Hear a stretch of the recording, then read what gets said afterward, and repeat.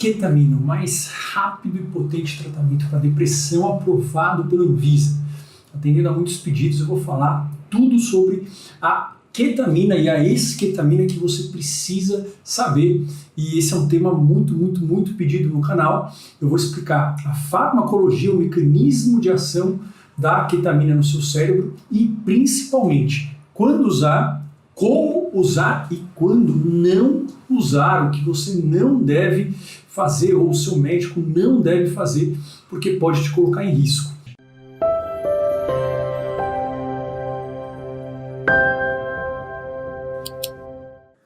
Eu sou Marco Antônio Abud, eu sou médico psiquiatra, eu sou fundador aqui do canal Saúde da Mente, sou psiquiatra clínico. Nesse momento eu não estou atendendo clinicamente, basicamente porque a agenda estava inviável em termos de poder prover um tratamento adequado devido a um boost de quadros de saúde mental, mas meu objetivo aqui é poder dar tanto informação baseada nos conhecimentos científicos atuais sobre tanto medicação quanto tratamentos não medicamentosos, tratamentos naturais, enfim, sobre o que ocorre na nossa mente que causa sofrimento e como nós podemos atuar para que nós comecemos a mudar essa história, comecemos a treinar novos padrões e isso fazer com que a gente tenha mais chance de ter uma vida plena, satisfatória. O objetivo de todo tratamento psiquiátrico, como qualquer tratamento na medicina, não é a pessoa ficar ok, sem dor, mais ou menos, é que ela possa ter uma vida plena, com independência, com conexão, com um senso de capacidade, com otimismo, com esperança e com um senso de que ela está fazendo alguma coisa que tem algum significado. Por que eu estou dizendo isso? Eu não sou pesquisador, eu não sou cientista do laboratório, eu sou médico. É importante a gente entender esses mecanismos, mas esses mecanismos, eles são hipóteses. Pode ser que, enfim, se você está vendo esse vídeo no futuro, isso daqui já tenha até sido superado, tenha descoberto um outro mecanismo de ação, mas essa é a hipótese mais aceita atualmente de como a ketamina funciona. Só que uma coisa que eu aprendi muito na minha formação médica mesmo e na residência médica é que a gente não trata a bula do remédio, a gente não trata o laboratório que dá pra gente ali a figurinha bonitinha do neurônio, a gente não trata o desenho, a gente não trata o exame também, a gente não trata o exame de sangue, não trata a ressonância, a gente trata a pessoa, ou seja, tudo isso só vai fazer sentido se funcionar para você. É importante que a gente saiba isso para entender qual o mecanismo, o que esperar, o que não esperar e como que a gente pode juntar essas peças para traçar uma estratégia. Agora, não existe tratamento que seja 100% eficaz para todo mundo e uma coisa que também eu ouvi de um professor que eu gosto de repetir muito, que de boas teorias o inferno está cheio, né? Então tem muito remédio que é lançado, que ali é incrível, a bula, aliás, né, é a função do laboratório, e na prática a gente acaba não vendo que isso funciona, e além de tudo, não basta que eu veja no estudo e não vi na minha prática isso ocorrendo, né? Então o médico em geral ele vai juntar todas essas informações, é importante conhecer. Se você não tiver a menor paciência para entender, para, enfim, olhar isso, para saber disso, pula para frente, porque esses três fatores são aqueles que vão fazer a diferença na sua vida e na vida de algum familiar seu, tá? Agora, se você tem curiosidade de entender como que é essa farmacologia, se você, enfim, basicamente gosta desses temas, ou então se você é médico de outra especialidade, ou enfermeiro, profissional de saúde, quer saber mais ou menos o mecanismo de ação, aí vocês podem ficar aqui e eu já adianto que aqui é uma super, hiper simplificação, tá? É mais complexo que isso e tem nomes muito difíceis e eu recomendo sempre, quando vocês vão procurar qualquer coisa de como o remédio age mais profundamente, né, com, enfim, né, aquele, digamos, um conhecimento mais técnico, sempre a referência é o professor Stahl, né, que é o Steven Stahl, sempre falo dele. Ele tem ele é referência mundial em psicofarmacologia, falou de remédios psiquiátricos, ele sempre é ali um dos papas disso, e foi ele que inventou o método de ensinar com esses desenhinhos. E isso é muito bacana porque foi uma das coisas que mais me chamou a atenção quando eu comecei a estudar isso. Eu descobri, enfim, tem essa história, né? Resolvi fazer psiquiatria devido a questões, né, da minha família, minhas mesmo próprias. Só que eu comecei a estudar, e essa parte de farmacologia, desses desenhinhos, que aqui está mais ou menos, né, ele tem os mais legais, isso é uma parte que eu achei muito legal, né? Fiquei, nossa, muito bacana entender como que funciona de fato o sistema nervoso, que não é basicamente como se fala na maioria dos locais que você vê por aí. Não porque eu acho, simplesmente porque isso não funciona na prática. Mas mesmo assim a gente saber que isso é uma hipótese, mesmo ele fala, olha, isso aqui é uma hipótese que a gente sabe até agora. Agora, se você quer saber uma referência, eu sempre indico o Steven Stahl, S-T-A-H-L, só digitar isso no Google, coloca Stahl Farmacologia. Tem no YouTube também, aliás tem um vídeo de ketamina que é parecido com esse que eu vou fazer no YouTube, só que lá é um pouco mais profundo, tá? Então é Stahl, S-T-A-H-L, só digitar isso, ele é referência em psicofarmacologia, acho que algum psiquiatra que não estudou pelos livros do Stahl, eu acho que não tem, né? Pelo menos não ali dos últimos 10, 20 anos. Então vamos lá, ó.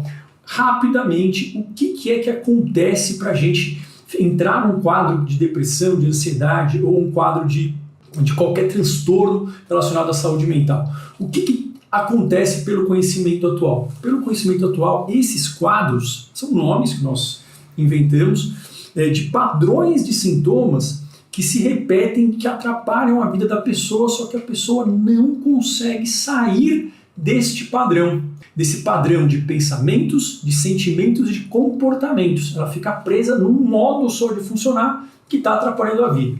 Isso é a definição de todos os transtornos mentais, eles precisam ter isso. Cada um deles vai ter uma característica especial, mas se não está tendo esse padrão congelado de funcionamento e se não está atrapalhando a vida e não está durando o tempo necessário, isso não é transtorno mental, porque a gente pode ter várias reações, tá? E todos eles são, hoje em dia, pelo conhecimento atual, gerados por uma perda de uma capacidade que o nosso cérebro tem naturalmente, que também está na moda o termo hoje em dia, que é a neuroplasticidade, que quer dizer, basicamente, nós conseguirmos funcionar de várias formas diferentes e conseguirmos sempre aprender novos hábitos ou novas informações, a gente conseguir modelar o nosso comportamento, claro, sem mudar a personalidade, mas modelar o nosso comportamento em função do ambiente.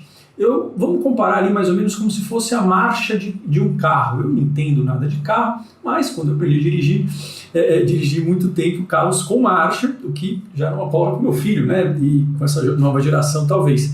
Eu não tenho a menor ideia para que funciona a marcha. Mas imagina se você está andando e você só pode, enfim, andar na primeira marcha. Quem, enfim, tem ali uma idade ali acima dos 30, 35 anos vai entender. Eu tinha, enfim, um Corsinha. Imagina que você só consegue andar na primeira marcha. Isso vai ser muito bom se você estiver na subida. Agora, se você estiver, por exemplo, numa reta, numa estrada, isso vai ser insuportável, vai estragar provavelmente o motor. Mesma coisa se você puder andar só na segunda, terceira marcha, aí você não vai conseguir na subida, tem que dar essa reduzida. Então a neuroplasticidade seria a capacidade de nós conseguirmos trocar essa marcha de funcionamentos, às vezes mais animados, às vezes menos, às vezes mais ansiosos, às vezes mais calmos, e principalmente a capacidade da gente aprender novas formas de agir sobre o mundo, aprender informações, aprender hábitos, tá? Então todo hábito, toda uma memória, toda a crença que você tem são devido a conexões cerebrais e é importante que a gente consiga fazer com que elas atuem de uma forma que ajude cada um de nós a chegar ao nosso destino. Igual a marcha do carro, você tem que saber trocar e entender o suficiente para fazer o carro não morrer e você chegar onde você quer, tá? Então, basicamente, a ketamina, eu gosto de chamar de ketamina, foi assim que eu ouvi falar, tem gente que chama de cetamina, ou a esketamina, elas não são a mesma coisa. A ketamina é dada por via injetável, tem outras formas também, e a esketamina é por via nasal, é o Spravato, tá? Só tem esse nome aprovado. Eles atuam da mesma forma, são isômeros. Isso é uma coisa da química orgânica, do colegial, é chato, mas é basicamente a mesma coisa.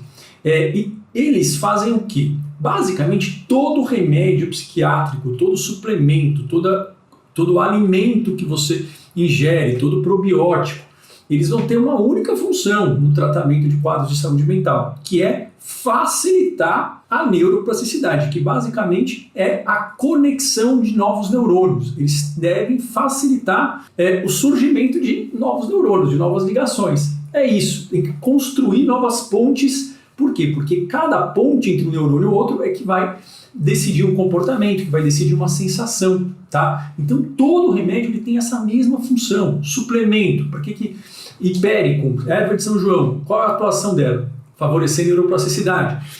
Se você perguntar, por exemplo, a L-teanina para ansiedade, funciona para quê?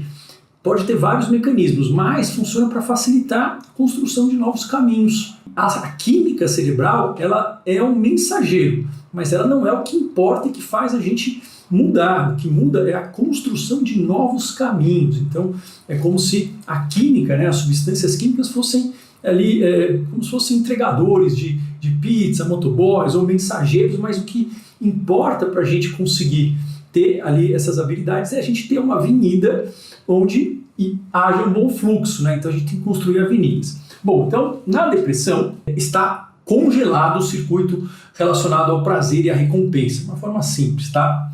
Bom, quando a ketamina ela entra lá em contato, ela vai atuar em um neurotransmissor. O que é um neurotransmissor? O neurotransmissor é esse mensageiro, né? Esse entregador de pizza, esse motoboy, esse entregador de encomendas que vai comunicar um neurônio com o outro, tá? Tem vários tipos de neurotransmissores, mais de 300. A gente sabe só poucos deles porque a gente não consegue atuar sobre todos. Mas a ketamina ela vai atuar sobre o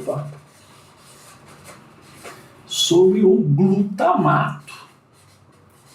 Então ela vai aumentar a disposição de glutamato, vai dar um boost no glutamato, por um mecanismo indireto aí que é meio complexo, e ela vai bloquear um receptor NMDA, que você não precisa saber o que é, tá? Então ela aumenta a quantidade de glutamato e ela bloqueia um receptor. O que é receptor? Aqui então, ó, imagina que isso daqui é um neurônio e aqui embaixo é um outro neurônio.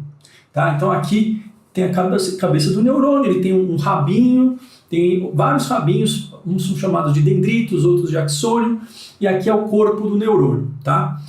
Então vai vindo aqui um impulso elétrico, aí quando chega aqui libera um monte de substâncias. Tem alguns neurônios vão liberar mais serotonina, outros mais dopamina, outros mais glutamato, mas a grande parte deles vai liberar um monte de neurotransmissor e eles podem mudar qual é aquela via de comunicação dependendo da circunstância. Então, é uma coisa mais ou menos complexa, mas seria como se o que importa é a gente ter caminhos construídos na área do prazer. E quando se coloca um neurotransmissor, que é digamos, um mensageiro entre um neurônio e outro, ele pode tanto estimular o outro neurônio, como ele pode inibir o neurônio, tá? Então, basicamente, ele é um comunicador entre duas avenidas, e a avenida é o neurônio. A avenida do prazer, ela está interditada na depressão, tá? E aí, o neurônio ele não é junto um com o outro. Então, o nosso cérebro, os neurônios são como se fossem fios elétricos, eles comunicam pelo impulso elétrico, é isso que importa, só que eles não são grudados, eles têm uma fenda, um buraco, é um espaço entre eles, chamado de sinapse, tá? E é aí que, enfim, né, muitas coisas acontecem.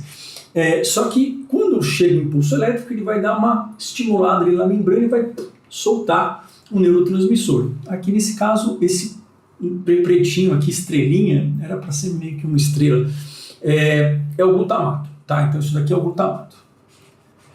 E o glutamato, ele é um neurotransmissor excitatório, universal. Como assim? Ele sempre vai falar para o outro neurônio para mandar mais impulso elétrico, ele não vai inibir. Então ele é um neurotransmissor excitatório. Existe um outro neurotransmissor que só tem uma função, que é o GABA. O GABA, ele é o oposto do glutamato. Então ele é como se fosse ali um antídoto, vamos dizer assim.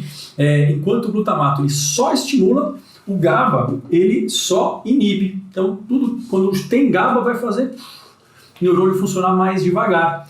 Que remédio que atua sobre o GABA, além do próprio GABA do suplemento?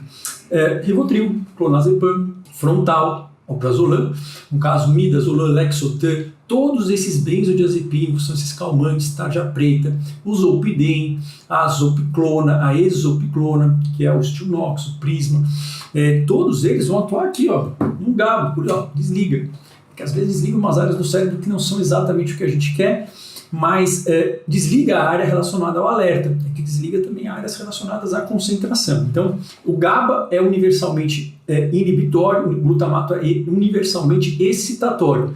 E o resto, e a noradrenalina, e a dopamina, e a serotonina? Depende. Né? Aí a resposta depende é muito complexa. Elas vão atuar de forma mais tardia. Aí. Bom, a ideia é, tomou aqui a ketamina, ou injetável ou via nasal, rapidamente tem um monte de glutamato aqui. Só que ele não vai agir só assim. Ele vai o quê? Ele vai bloquear esse receptor. E isso daqui faz diferença. Por quê? Porque o neurotransmissor é uma chave. Isso daqui é a fechadura. Então ele vai causar uma ação diferente com base em qual fechadura ele for encostar. Isso tudo é muito complexo? É complexo, isso é uma simplificação. Então não é uma coisa muito simples, pode ser que isso daqui a gente descubra amanhã que tem outros mecanismos envolvidos, não precisa saber, tá? Mas o que a gente precisa saber sobre o NMDA, né? Que ele é um receptor que faz entrar muito cálcio na célula quando estimulado pelo glutamato. E cálcio demais na célula muito rapidamente, isso faz com que o neurônio morra. Tá? Agora, aqui tem um outro receptor, que é o receptor AMPA, que faz com que o neurônio ele tenha digamos, uma descarga elétrica a jato. Ele vai fazer com que o impulso elétrico ele seja colocado de uma forma intensa. Então ele vai ser excitatório, mas não vai ser tóxico. Tá? Então, esse receptor aqui ele é tóxico. Uma simplificação. Ele faz neurônios morrerem, porque é uma excitação muito intensa. Já o AMPA não. O AMPA causa uma excitação neuronal, física e química muito rápida, mas sem ser tóxica. E isso é possível com a ketamina em doses muito baixas, muito baixinhas. Por quê? Em doses maiores, aí ela já começa a atuar nesse também, começa a ter outros efeitos.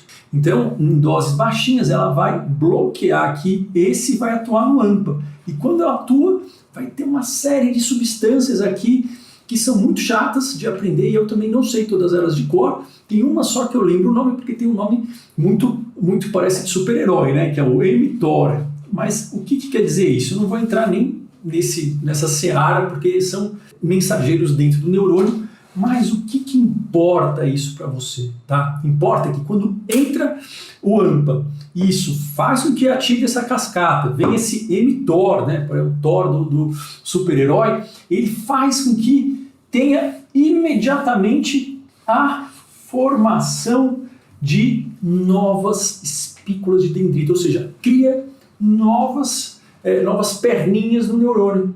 Isso ou seja, vai criar uma nova sinapse, porque aqui tem um monte de outros neurônios eles estão conversando um com o outro. Então, aqui isso faz com que tenha um raio, então, como se fosse o Thor ali, o super-herói, vamos dizer assim, e isso não só altera o impulso, isso vai fazer construir rapidamente, muito rapidamente, novas espículas de dendrito. E isso vai fazer com que a comunicação no centro que a gente quer que ocorra, ali no hipocampo, a depressão, ela fique instantaneamente mais rápida. Isso é uma tal da neuroplasticidade. Então vai ter um neurônio aqui, vai ter outros eles vão fazer novas conexões. Pelo menos é isso que a gente quer. E o efeito da ketamina, tem as outras substâncias, eu faço um vídeo depois que não são aprovadas ainda, tem os cogumelos aí, tem o MDMA, enfim, tem uma série delas.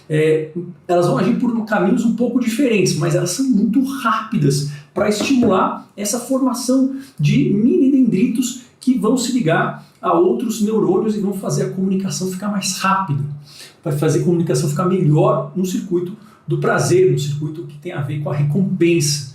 E por isso que as pessoas, quando usam a ketamina, tanto por via endovenosa quanto por via nasal, em questão de poucas horas, às vezes de minutos, elas têm um bem-estar, que é um bem-estar que é para ser um desaparecimento dos sintomas depressivos. Isso pode ocorrer, não ocorre em todos os pacientes, mas pode ocorrer em menos de uma hora.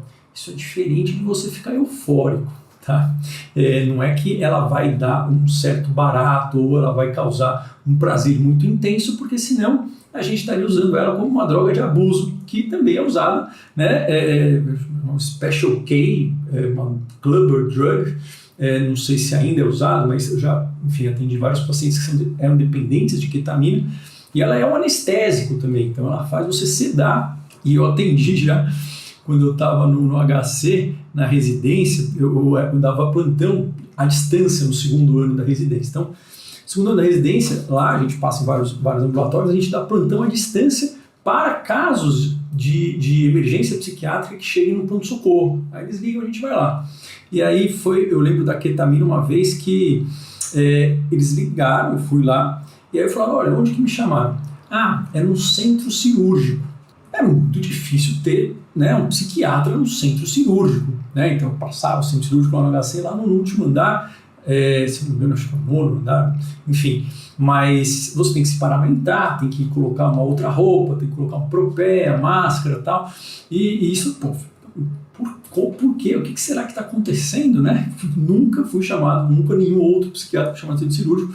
Mas o que aconteceu foi o seguinte, foi que, acho que uma residente em anestésio, foi usado a ketamina como um anestésico para o paciente, e ela pode gerar, em alguns pacientes, isso na parte de anestesia, quando eles estão saindo do período pós-anestésico, sintomas psicóticos. Psicótico seria basicamente uma agitação, uma desorganização de comportamento, delírios, alucinações, ele pode, enfim, agitar, ficar um pouco, às vezes, violento, agressivo, e isso não tem nada a ver com outras questões, é um efeito dessa substância anestésica no pós-operatório. Basicamente, vários anestesistas eles têm essa experiência e, enfim, eles deveriam saber que a ketamina pode causar isso. E aí, talvez essa residente não sabia, e aí eu fui chamado lá, e ele estava basicamente agitado, bastante agitado, confuso, e aí a gente trata como qualquer quadro de agitação, que nesse caso é com antipsicóticos, mas isso é devido ao próprio anestésico. Então, estou dizendo isso por quê? Porque a dose da ketamina importa, e por isso que a gente demorou tanto tempo para ver qual era a dose, e por isso que tudo isso aqui que eu estou falando, você não pode fazer em casa. Porque se passar do ponto, ela pode causar efeitos bastante graves, tanto é que ela é uma droga de abuso e ela é usada para anestesia com anestesistas. E aí chamaram lá que não tinha muita utilidade, porque todo clínico deve saber tratar essa agitação. Mas foi só um caso que eu lembrei, porque tinha a ketamina no meio, e aí eu também tive contato depois, lá em 2011, quando eu estava no 3º ano de residência, um ano depois. E aí, um ano depois disso, eu fui fazer um estágio fora, né, no Monte Sinai, lá em Nova York, e estava tendo experimentos com a ketamina injetável para saber a dose. Então, isso faz um tempo já, ainda não se sabia direito. E aí eu também vi um paciente, estava eu e um colega meu, começando o tratamento com a ketamina, ele tinha tomado 2 antidepressivos e não tinha funcionado, mas acho que era citalopram, sertralina, não tinha funcionado, e ele estava lá, era um estudo, na verdade, né? Ele se voluntariou para o estudo. E ele ficou lá conversando, mas aí no 3º dia ele começou a ter uns sintomas de dissociação. Como assim? Não sabia onde que estava, ficar meio tonto, e aí também teve um quadro de agitação.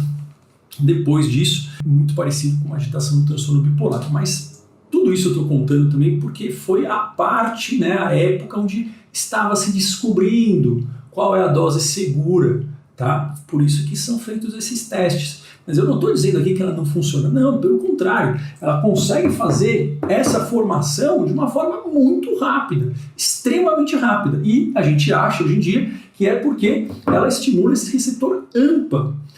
O fato é que os antidepressivos, quaisquer outros que você já ouviu falar, por exemplo, venlafaxina, escitalopram, citalopram, paroxetina, sertralina. A hipótese atual é que eles também vão fazer com que cresçam novos neurônios, só que eles fazem isso de forma mais lenta, né?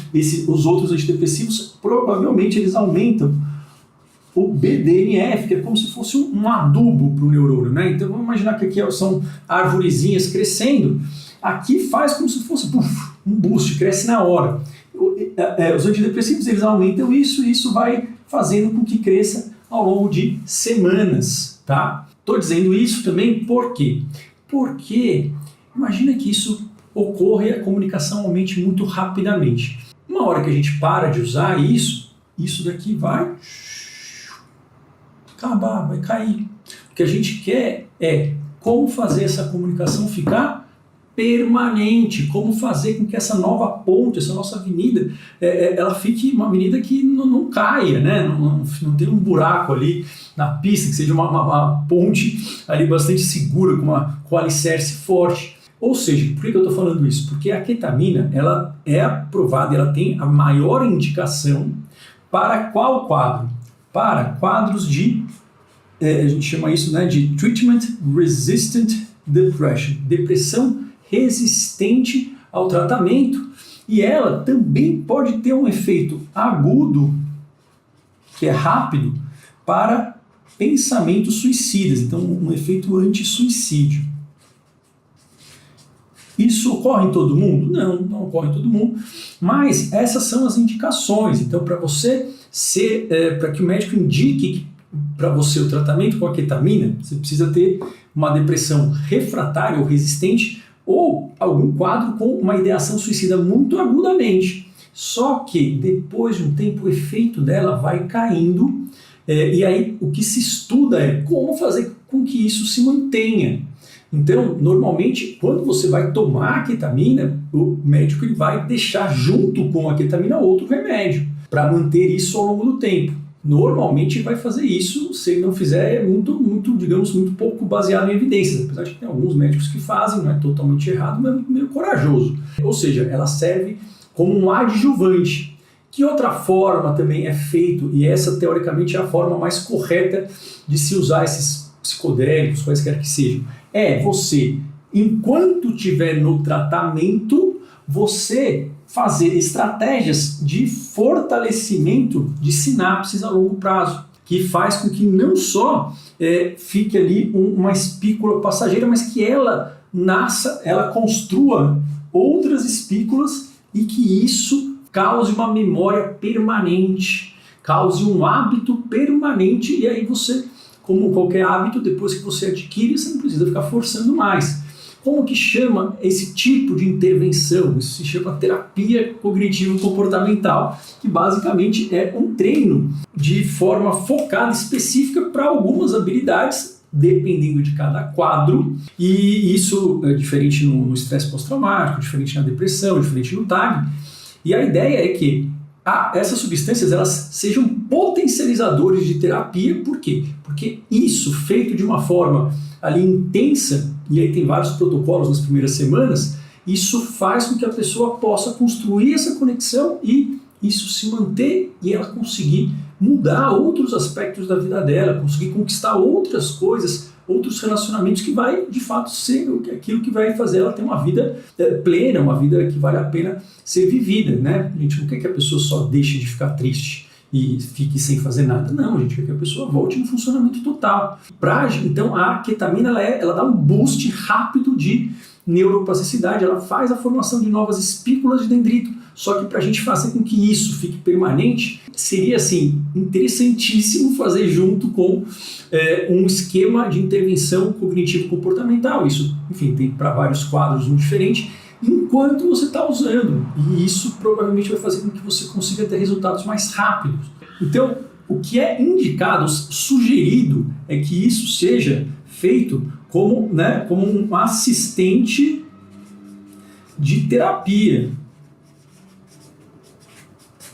Assistant Therapy Psychedelics, seria mais ou menos essa ideia que inventaram. Tanto é que a psilocibina, né, que é do cogumelo, que é muito estudada alguns estudos para depressão, mas também é estudada para estresse pós-traumático. A ideia é que enquanto a pessoa está sob efeito, seja feita uma terapia de reprocessamento do trauma, que é uma terapia bastante utilizada no tratamento do estresse pós-traumático. Isso seria para tudo, tá? Isso, então, indica para a gente que em algumas pessoas o efeito vai se manter, mas o efeito ele não se mantém se você não tiver ou outra substância ou a terapia, ou se você não ficar fazendo aplicações sucessivas de ketamina, tá? Porque senão você vai ter esse efeito e passa em alguns dias, tá?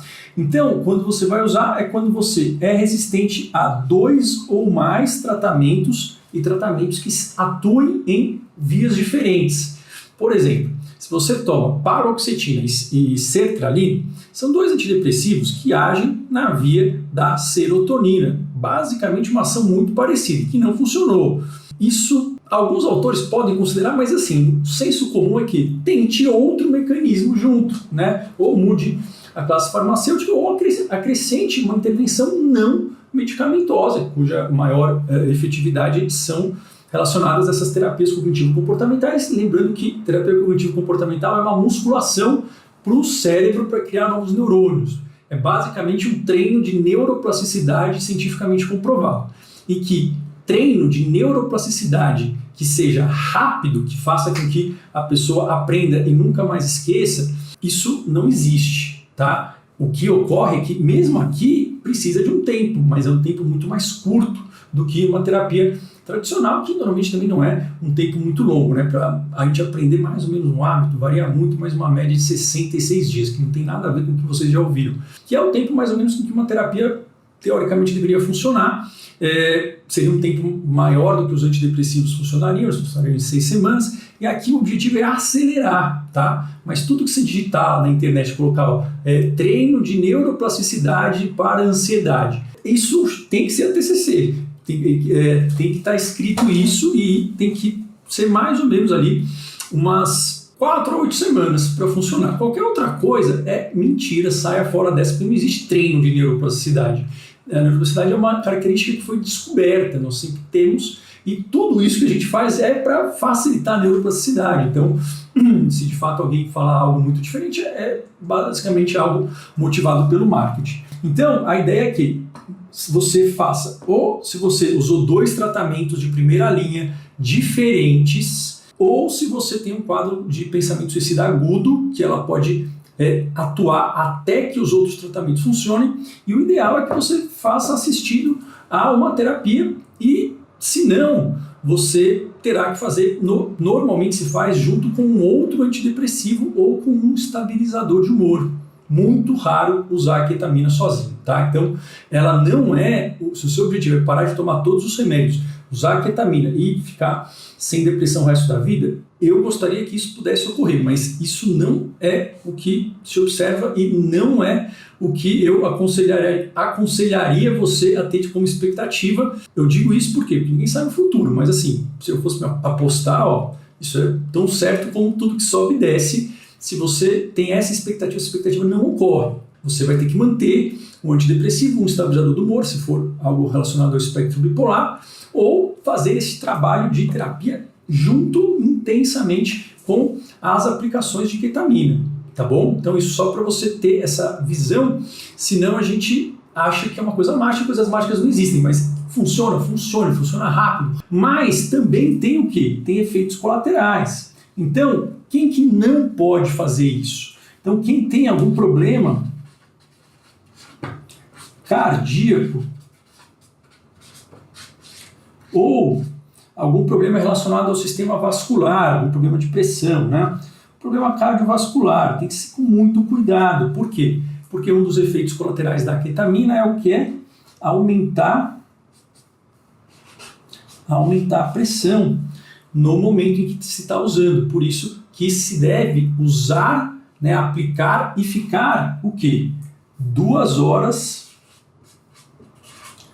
em monitorização. Ou seja, 2 horas pelo menos tem que ficar no consultório, ou enfim, na clínica, sendo monitorizada, tanto em termos de outros efeitos e também medindo a pressão, tá bom?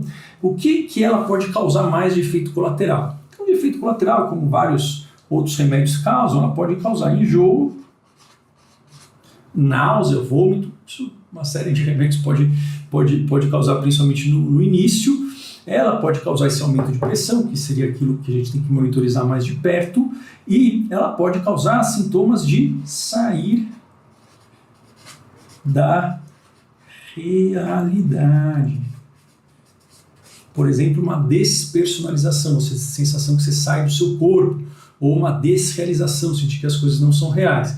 Tem muitas pessoas que têm isso nas crises de pânico, por um mecanismo respiratório, que não tem nada a ver com esse. Isso é um efeito causado por medicações que atuam nesse sistema aí, elas são chamadas de psicodélicas, né? Então seria um efeito meio que dissociativo. Então você pode ter este efeito e você pode ter um quadro de muita agitação, muita irritabilidade, muita insônia e pode piorar a depressão, incluindo piorar pensamentos de morte. Se isso tudo ocorrer, você vai parar, o médico vai parar imediatamente de dar para você esse remédio. Por que isso ocorre? Porque tudo que tem esse efeito mais estimulante, os antidepressivos também, eles podem ao mesmo tempo estimular áreas diferentes do cérebro, e tem áreas muito primitivas ali no estriato, não precisa saber exatamente, que fazem com que a pessoa fique fisicamente e mentalmente muito acelerada, só que isso não melhora o humor. Então ela fica deprimida sem conseguir parar de ficar inquieta, sem relaxar e sem conseguir parar de pensar. É insuportável isso. Isso ocorre com antidepressivos também, e isso supõe-se que ocorre porque essa pessoa tem algum genezinho que é perto ali, pertence à família do transtorno bipolar. Mas isso, na verdade, é uma hipótese, e o transtorno bipolar clássico ele é fácil de identificar. Se você não sabe aquele clássico, se você não é daquele tipo, isso é fácil de saber, qualquer outra coisa que te falem sobre bipolaridade tem uma única função, que é o quê?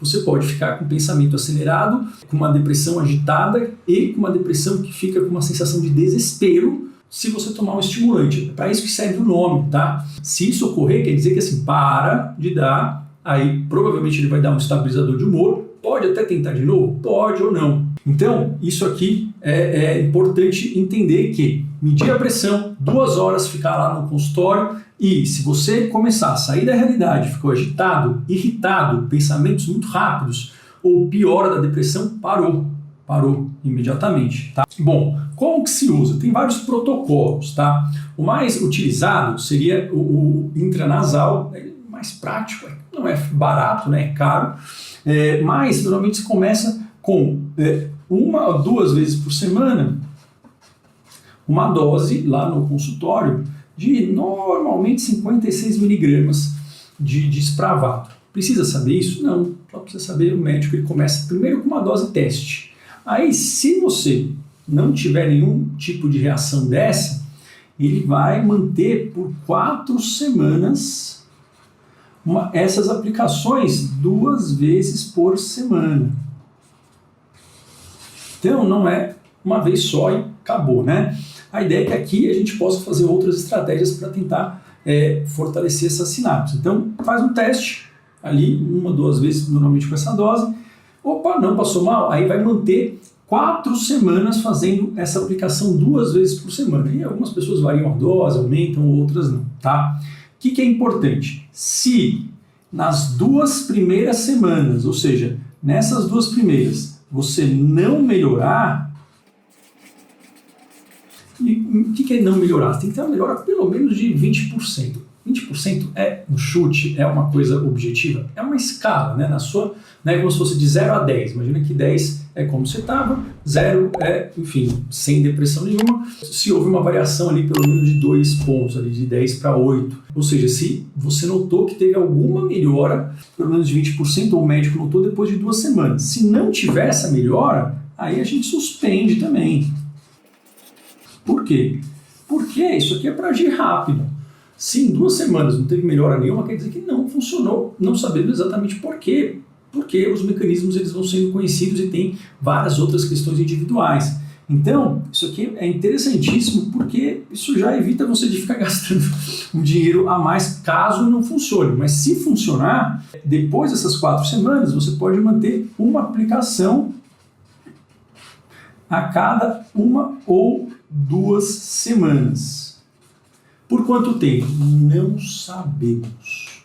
Não sabemos. Você pode também não manter. Isso tudo é um protocolo que eu estou orientando vocês, mas existem vários protocolos e é muito novo. Novo no sentido assim, não foi testado e a gente precisa ter segurança para saber qual protocolo que vale mais a pena, em termos de custo-benefício. Mas, depois das 4 semanas, a gente sabe que você pode continuar e é seguro aplicando 1 ou 2 vezes por semana, sempre nesse mesmo esquema, junto com outras estratégias que vão ali fortalecer essa sinapse de forma mais definitiva, sendo que a melhor delas, pelo que todo o conhecimento científico médico, na prática, consensual, se coloca, é a terapia cognitivo-comportamental específica para o sintoma, para o diagnóstico, tá? Que tem que ter alguns elementos, eu falo aqui em outros vídeos.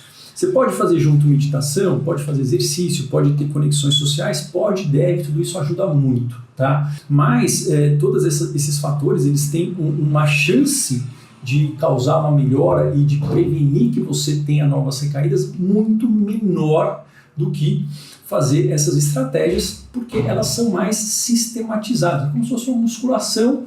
Você treina uma habilidade através de uma estratégia, de uma técnica, e com isso daqui você consegue fazer de forma mais fácil. Basicamente, esse é o resumo de tudo que você precisa saber. Aliás, tudo que se sabe quase atualmente sobre a ketamina. Funciona? Funciona sim. Se você nunca tomou nada, quer tomar só isso, é uma boa ideia? Não é uma boa ideia fazer isso. Por quê? Porque ela não tende a manter o efeito caso você não tenha ali, enfim, outro suporte. Normalmente se deixa o antidepressivo junto. Se você tem transtorno bipolar ou alguém já te falou que você fica agitado com antidepressivos, é muito recomendável que você fale isso para o seu médico, que você não tome ketamina sem um estabilizador de humor, porque senão você pode ficar muito agitado, isso pode ficar desesperador.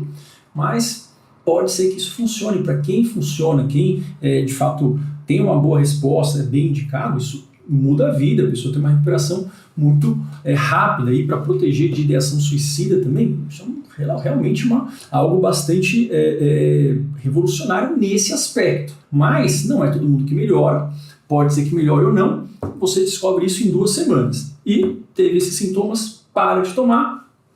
Tem problema de pressão, tem problema de cardiovascular? Não. Precisa de uma autorização do cardiologista bem forte, tá? Última coisa, esqueci de falar, lembrei agora, ela interage com a lamotrigina, ela interage com o naltrexona.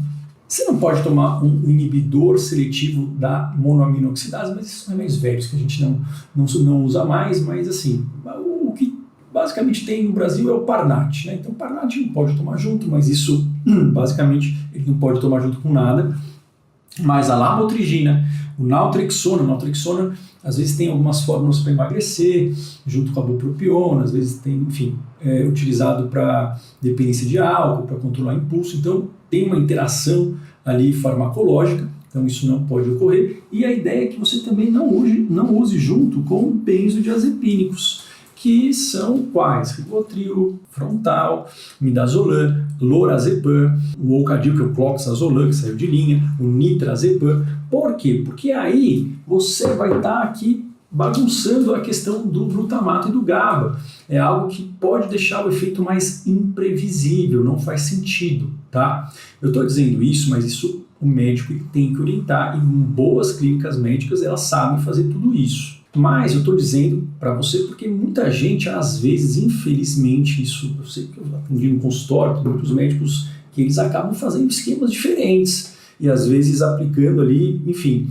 sem ter esse cuidado. Então, isso é raro, não é a maioria, mas já ouvi de uma paciente e é algo que é assustador e que pode piorar muito e não trazer nenhum benefício, tá? Mas essa é a forma de usar, tá? Então ela é digamos um fertilizante a jato de neurônios e ela tem a função de fazer com que você tenha uma melhora em um curto espaço de tempo para que você tenha a capacidade de treinar essas novas habilidades e com o treino elas vão ficando cada vez mais fáceis de fazer. Então quanto mais você treina um hábito, menos você precisa se esforçar para fazer, mais ele fica automático, né? Então ela é um fertilizante a jato de neurônios e essas são as indicações e os cuidados e a dose importa. E se você tomou, sentiu muita euforia, sentiu incrível, tudo isso não é o efeito que a gente quer, porque isso é o efeito de uma droga de abuso, tá? E não é essa a ideia aqui, nem com a ketamina e nem com qualquer outro que vai vir por aí. Mas que eles podem ajudar? Podem, claro, eles podem ajudar você a reconstruir novos caminhos que estão ali desligados, certo? Espero que você tenha gostado do vídeo, compartilhe com alguém que você acha que pode se beneficiar, alguém que tem dúvida, ou enfim, compartilhe com alguém que você acha que pode ter algum interesse em psicofarmacologia, essa neurociência mais prática da vida real, né? É mais ou menos assim, então a gente tem que ter essa visão, esse conhecimento, tem que estar atento principalmente para não fazer mal para a pessoa. E se você quer saber um pouco mais profundamente, sem ser tão insuportável, mas vai ficar um pouco mais chato, procura os artigos ou os vídeos do professor Steven Stahl. E nos vídeos eu já alerto que ele tem vídeos que não são muito de bom gosto, porque parece que gosta de dançar, inventar umas músicas sobre temas psiquiátricos, o que, enfim, basicamente não tira aí o fato dele de ser da genialidade dele, mas se você achar um vídeo desses aí, você desconsidera, tá?